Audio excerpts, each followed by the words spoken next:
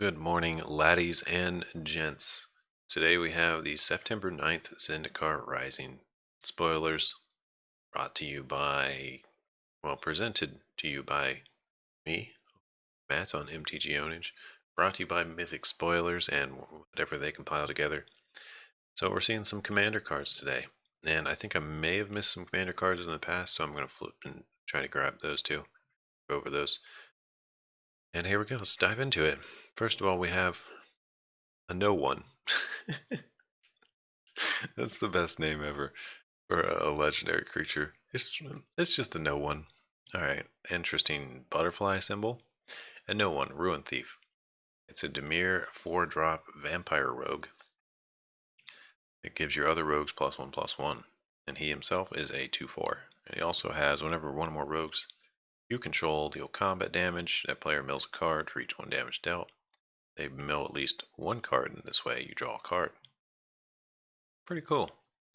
Well, a no one is going to be ripping through your deck and drawing you cards, so pretty cool.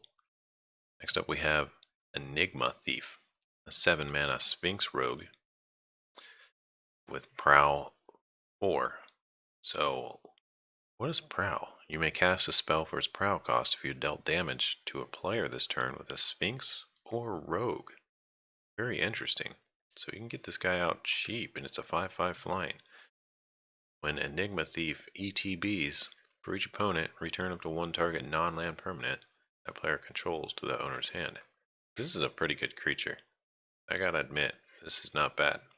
4 mana for a 5/5 flyer, that Mana Wars things is no joke. Alright, Whisper Steel Dagger. 3 mana black equipment.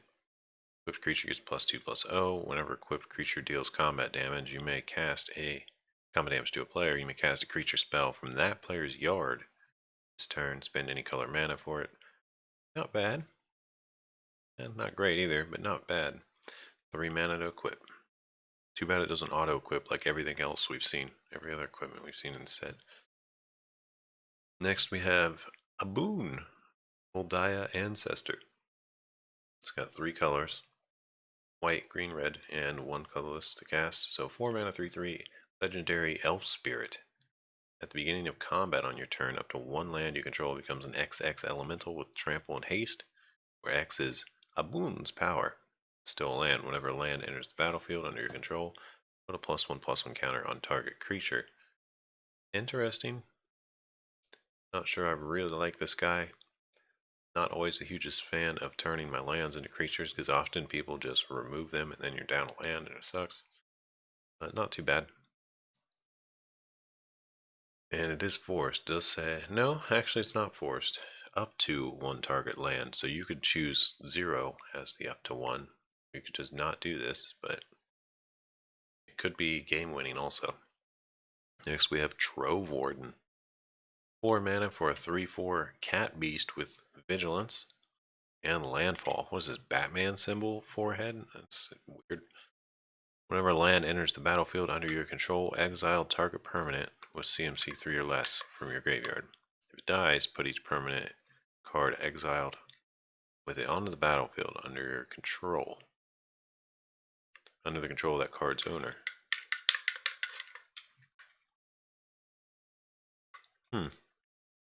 Well, I don't think it's super great, but interesting that you can get stuff back. Geode Rager.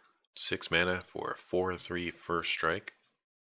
Red creature with landfall. Whenever land enters the battlefield under your control, goad each creature target player controls. Goad's pretty strong in multiplayer games. Wins games. So, I don't know. Decent. Alright, now we have what is this? I guess this is the regular Zendikar Rising. Just 3 cards here from yesterday. Or the 9th, September 9th. Relic Amulet, 2 mana artifact. Whenever you cast instant sorcerer or wizard spell, put a charge counter. Pay 2 and tap. Remove all charge counter. Deals that much damage to target creature. Not really too great. It's going to take a while to build up. And it might not even get to do anything by the time that you play it. like even if this costed 0 to activate and was just tap, well, I guess it'd be pretty good then. But with the 2, I don't think this is very good, although it does have some potential to build up and do something big. Relic Axe. 2 mana for an equipment. Auto equips when it comes into play. Equipped creature gets +1/+1. If it's a warrior, it gets +2/+1. And you re-equip for 2. Nothing super great, but kind of cool nonetheless. Charix, the Raging Isle. 4 mana for a legendary Leviathan Crab. Oh, look at that big boy. 0/17? Oh my god, I love this thing already. I don't even know what it does. It's 0/17 for 4. Spells your opponent's cast that target Charix, the Raging Isle, cost 2 more. And you can pay 3 where it gets +X, -X, where X is the number of islands you control. This thing's nuts. Oh man, I love this thing. Just give it flying. Give it some flying, put it in mono blue. Flying island. Pretty cool. Alright, now everything else was covered yesterday, so if you want to see me talking about previous, check the playlist. That's what we got for today. I'm just going to scroll down and see if I missed any previous Commander stuff, because I feel like I may have. Vicky?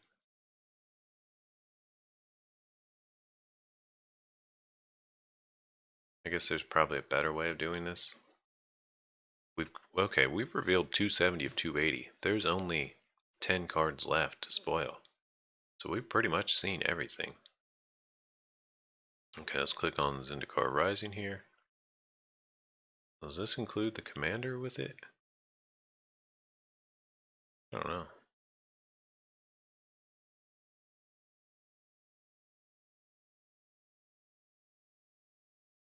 Okay. Yeah, we saw all these.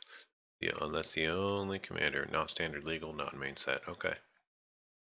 And Zendikar Expeditions. We're not talking about that. It's a whole different topic. All right, that's it.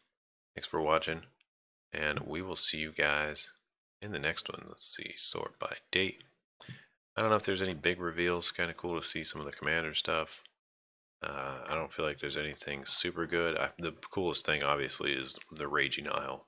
A 0/17 is just hilarious. All right, catch you next episode. Peace out.